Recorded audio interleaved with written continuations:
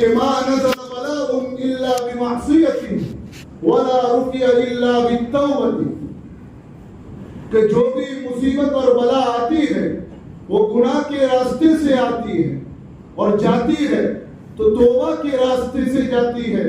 یعنی مصیبت اور بلا کے آنے کا سبب، اس کا نزول کا سبب، اس کے آنے کا راستہ گناہ ہے، اور اس کے جانے کا اور اس کے رخصت ہونے کا راستہ توبہ ہے.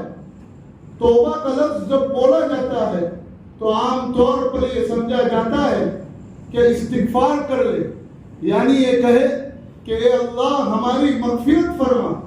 حالانکہ توبہ یہ اصطلاحی لفظ ہے. لغت میں توبہ کے معنی ہوتے ہیں واپسی کے اور لوٹنے کے.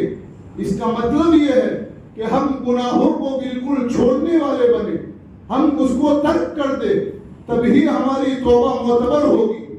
کوئی شخص اللہ کے حضور آ کر یہ گڑ گڑائے اور یہ کہے کہ اللہ مجھے معاف فرما، میں توبہ کرتا ہوں، اور گناہوں کو چھوڑنے کا نام نہ لے، تو اس کی یہ توبہ معتبر نہیں ہوگی، اس کی یہ توبہ قبول نہیں ہوگی.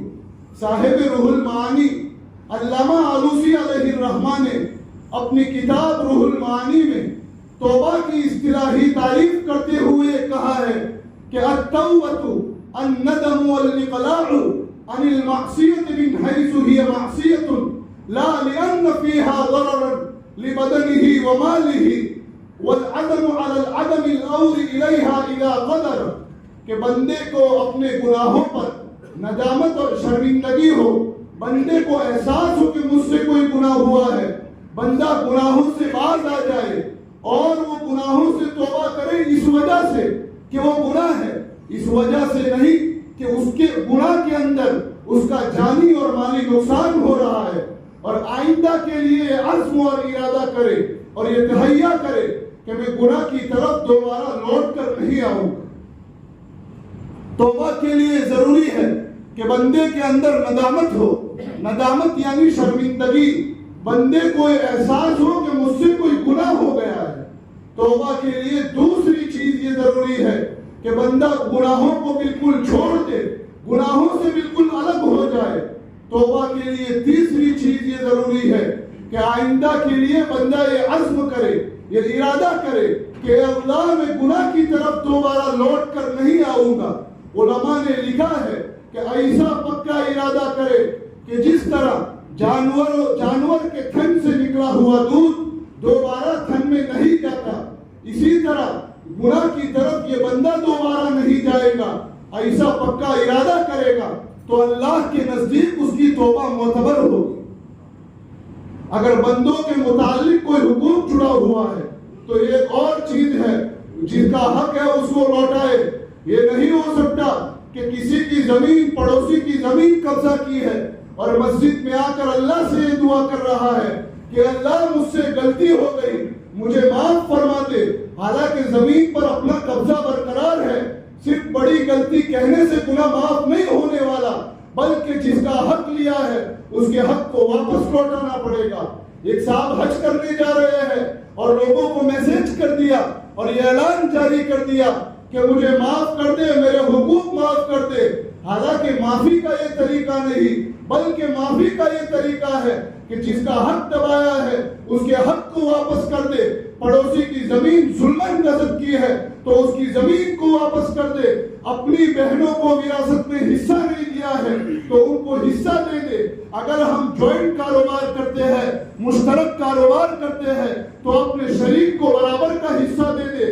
اگر ہمارے اندر استطاعت نہیں ہو تو اس سے جا کر معافی مانگے اور اپنے حق کو معاف کرائے. اگر وہ معاف کرے تو ٹھیک، اگر معاف نہیں کرتا تو آپ کے ذمے وہ حق باقی رہے گا اور کل قیامت کے دن آپ کو اس کی بھرپائی کرنی ہوگی.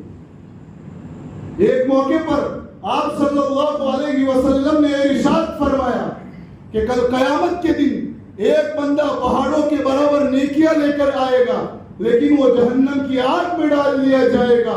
صحابہ کرام رضوان اللہ علیہم اجمعین کو تعجب ہوا اور حیرت ہوئی کہ ایک بندہ جو پہاڑوں کے برابر نیکیاں لے کر آئے گا لیکن جہنم کی آگ میں کس طرح ڈالا جائے گا.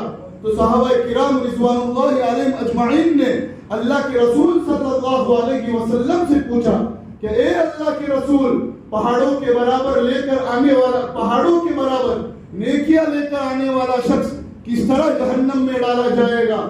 تو آپ صلی اللہ علیہ وسلم نے ارشاد فرمایا کہ جی ہاں، وہ جہنم میں ڈالا جائے گا، وہ پہاڑوں کے برابر تو نیکیاں لے کر آئے گا، لیکن دنیا میں کسی کا حق دبایا ہوگا، کسی کی زمین غصب کی ہوگی، اپنے پارٹنر کا برابر حساب نہیں دیا ہوگا، اپنے بہنوں کو وراثت میں حصہ نہیں دیا ہوگا، کسی کو گالی دی ہوگی، کسی کی غیبت کی ہوگی، کسی پر الزام لگایا ہوگا، یہ سب لوگ اللہ کے حضور آ کر مطالبہ کریں گے کہ اللہ ہم کو ہمارا حق دلوائیے۔ اللہ تبارک و تعالی پھر کیا کریں گے؟ اس بندے کی ساری نیکیاں لے کر جو لوگ حق کا مطالبہ کرنے والے ہیں ان کے درمیان تقسیم کر دیں گے۔ اس کے بعد اگر دعوے دار باقی رہیں گے اور اس شخص کے نیکیاں ختم ہو جائے گی تو پھر اللہ تبارک و تعالیٰ کیا کریں گے؟ اللہ تبارک و تعالیٰ ان دعوے داروں کے گناہ کو اس کے سر پر ڈال دیں گے۔ حدیث پاک کے صاف الفاظ ہے، حدیث میں آتا ہے کہ اللہ تبارک و تعالیٰ ان لوگوں کے گناہ اس کے سر ڈال دیں گے اور اس بندے کو جہنم کی آگ میں ڈال دیں گے۔ تو دوستو ذرا سوچئے، پہاڑوں کے برابر نیکیاں جو شخص لے کر آیا ہے لیکن جہنم میں جانے والا ہے، اس کی صرف ایک وجہ ہے کہ اس کے معاملات صحیح نہیں ہیں۔ اس لیے علماء نے لکھا ہے کہ توبہ کی مقبولیت کے لیے کچھ شرطیں ہیں۔ اگر کوئی بندہ ان شرطوں کا لحاظ رکھ کر توبہ کرتا ہے تو امید ہے کہ اس کی توبہ فائدہ مند اور کارآمد ثابت ہوگی۔ اگر کوئی بندہ اس کا لحاظ نہ رکھے تو ہو سکتا ہے کہ اس کی توبہ فائدہ مند اور کارآمد ثابت نہ ہو۔ توبہ کی قبولیت کی شرطوں کے حوالے سے حضرت علی کرم اللہ وجہہ کی جو شرطیں بیان کی جاتی ہے وہ سب کے نزدیک جامع اور مسلم ہے۔ حضرت علی رضی اللہ تعالیٰ عنہ فرماتے ہیں تو کہ توبہ کے لیے کل 6 شرطیں ہیں۔ سب سے پہلی شرط یہ ہے کہ بندہ اپنا گناہوں پر ندامت ہو، بندے کو اپنے گناہوں پر پشیمانی ہو، وہ محسوس کرے کہ مجھ سے کوئی غلطی ہو گئی ہے۔ دوسری شرط یہ بیان کی گئی ہے کہ اللہ کے فرائض واجبات باقی ہو تو اس کی قضا کا ارادہ کرے، اس کی قضا کرے۔ تیسری شرط یہ بیان کی گئی ہے کہ اگر اپنی وجہ سے اپنے ہاتھ یا زبان سے کسی کو تکلیف پہنچائی ہو تو اس کو معاف کرا دے۔ چوتھی شرط یہ، پانچویں شرط یہ بیان کی گئی ہے کہ اگر بندے کو اپنے گناہوں سے باز آ جائے، اور چھٹی اور آخری شرط یہ بیان کی گئی ہے کہ بندے نے جس طرح اپنے آپ کو اللہ کی نافرمانی کرتے ہوئے دیکھا ہے اسی طرح اپنے آپ کو اللہ کی فرما برداری کرتا ہوا دیکھے۔ تو کل یہ 6 شرطیں ہوئی۔ سب سے پہلی شرط یہ کہ بندے کو ندامت اور پشیمانی ہو، بندے کو محسوس ہو کہ مجھ سے کوئی گناہ ہو گیا ہے۔ دوسری شرط یہ ہے کہ اگر اللہ کے فرائض اور واجبات مجھ سے چھوٹے ہیں تو اس کی قضا کا ارادہ کرے۔ تیسری شرط یہ ہے کسی کا مال ظلمن ہڑپ کیا ہے تو اس کو واپس کر دے۔ چوتھی شرط یہ بیان کی گئی ہے کہ اپنی زبان یا ہاتھ سے کسی کو تکلیف دی ہے تو اس سے معافی مانگ لے۔ پانچویں شرط یہ بیان کی گئی ہے کہ اپنے گناہوں سے باز آ جائے، اور چھٹی شرط یہ بیان کی گئی ہے کہ جس طرح بندے نے اپنے آپ کو اللہ کی نافرمانی کرتے ہوئے دیکھا ہے اسی طرح وہ اپنے آپ کو اللہ کی فرما برداری کرتا ہوا دیکھے۔ میرے محترم دوستو بزرگوں، آج ہم سوچے کہ ہمارے معاشرے میں کتنے گناہ ہو رہے ہیں۔ پڑوسی کی زمین پر ناجائز قبضہ کیا جا رہا ہے، اپنی بہنوں کا وراثت میں حق مارا جا رہا ہے، جوائنٹ کاروبار ہو رہا ہے تو اپنا جو شریک ہے اس کو برابر حساب نہیں دیا جا رہا ہے، کسی کی غیبت کی جا رہی ہے، کسی پر جھوٹا الزام لگایا جا رہا ہے۔ غیبت کے بارے میں آتا ہے کہ الغیبت اشد من الزنا، کہ غیبت تو زنا سے بھی زیادہ سخت ہے۔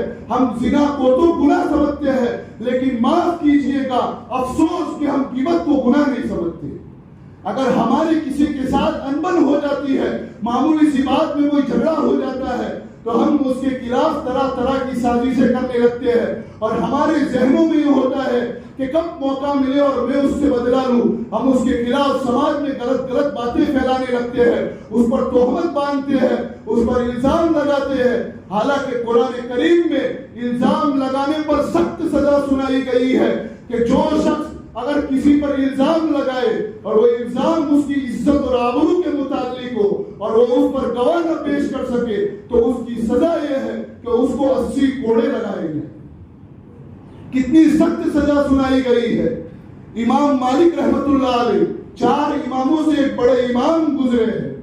ان کی حدیث کی ایک کتاب بھی ہے جو دنیا میں سب سے پہلی کتاب ہے, بخاری, ترمذی اور مسلم سے بھی پہلے کی کتاب ہے, جس کا نام ہے موطا امام مالک, جو ہمارے مدارس میں پڑھائی جاتی ہے. اس وقت کا ایک واقعہ ہے کہ جب امام مالک رحمت اللہ علیہ کی شہرت نہیں ہوئی تھی, مدینہ منورہ میں ایک عورت رہتی تھی جس کا ایک کام تھا کہ وہ میت کو غسل دیا کرتی تھی. اللہ تبارک و تعالیٰ نے ہم کو جو دین عطا فرمایا ہے وہ دین ہر طرح سے مسلمانوں کی عزت اور آبرو پہ خیال رکھتی ہے. حالانکہ جو لوگ میت کو غسل دیتے ہیں ان کو یہ تاکیدی حکم دیا گیا کہ غسل دیتے وقت اگر میت کے جسم پر کوئی عیب نظر آئے یا کوئی ایسی چیز نظر آئے جس کی وجہ سے میت کی عزت پر داغ لگتا ہو تو اس کو بیان نہ کرے. حالانکہ وہ تو مر کر جانے والا ہے لیکن پھر بھی اس کی عزت کا خیال رکھا گیا ہے. اس لیے کہا جاتا ہے کہ میت کو غسل وہ لوگ دے جو نیک صالح اور متقی ہو تاکہ وہ شرعی نزاکتوں کا لحاظ رکھ سکے. تو اس عورت کا یہ کام تھا کہ وہ میت کو غسل دیا کرتی تھی.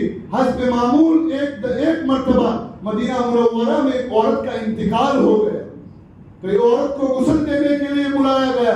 جب یہ عورت غسل دینے کے لیے آئی اس نے اس میت کے جسم سے کپڑا ہٹایا اور مل مل کر اس کو جب دھونے لگی تو اس کا ہاتھ اس میت کی نازک جگہ پر یعنی اس کی شرمگاہ پر لگا. جیسے اس کا ہاتھ اس عورت کی شرمگاہ پر لگا تو یہ عورت نے بے احتیاطی برتی اور غلطی سے اس کی زبان سے یہ جملہ نکل گیا کہ اس عورت کی نازک جگہ ایسی ہے جیسے زناکار عورت کی نازک جگہ ہوتی ہے. کتابوں میں یہ الفاظ ملتے ہیں. اس عورت نے یہ کہا کہ عورت کی نازک جگہ ایک زناکار عورت کی نازک جگہ کی طرح ہے, یعنی یہ عورت زناکار ہے. جیسے ہی اس نے یہ جملہ کہا اس عورت کا ہاتھ چپک گیا. اب لوگ پریشان ہیں کہ چھڑائے تو کس طرح چھڑائے, طرح طرح کی ترکیبیں کی گئی. بہت سے لوگوں نے مشورہ دیا لیکن وہ ہاتھ چھوٹنے کا نام نہیں ہے. علماء سے مشورہ کیا گیا, تمام لوگ پریشان ہیں کہ اب کرے تو کیا کرے. میت کو زیادہ دیر تک دفن نہ کرنا یہ بھی بری چیز ہے, یہ زندہ عورت کا ہاتھ کاٹنا یہ بھی ایک بری چیز ہے. آخر کرے تو کیا کرے. یہ بات پھیلتے پھیلتے امام مالک رحمت اللہ علیہ کے پاس پہنچی. امام مالک رحمت اللہ علیہ کو جب اس بات کی خبر ہوئی تو امام مالک رحمت اللہ علیہ نے پوچھا کہ آپ جاؤ اور اس عورت سے پوچھو کیا اس عورت کو غسل دیتے وقت اس نے اپنی زبان سے کوئی جملہ کہا تھا. لوگوں نے جب اس عورت سے پوچھا تو اس عورت نے کہا کہ جی ہاں مجھ سے غلطی ہو گئی ہے, میں نے بے احتیاطی میں جملہ کہا تھا کہ ایک عورت زناکار ہے. حالانکہ وہ عورت زناکار نہیں تھی بلکہ نیک اور پاک دامن تھی. حضرت امام مالک رحمت اللہ علیہ نے کہا کہ اس نے اس عورت پر غلط الزام لگایا ہے اور قرآن کریم میں الزام لگانے کی سزا 80 کوڑے بیان کی گئی ہے.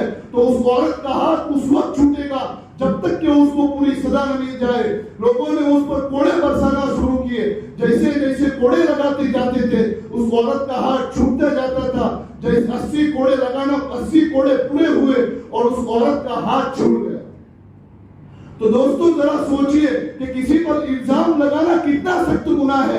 اس وقت سے امام مالک رحمت اللہ علیہ کی شہرت ہوئی اور لوگوں کو یہ پتا چلا کہ اللہ تبارک و تعالیٰ نے امام مالک رحمت اللہ علیہ کو بہت گہرا علم دیا ہے اور بہت گہری سمجھ عطا فرمائی ہے.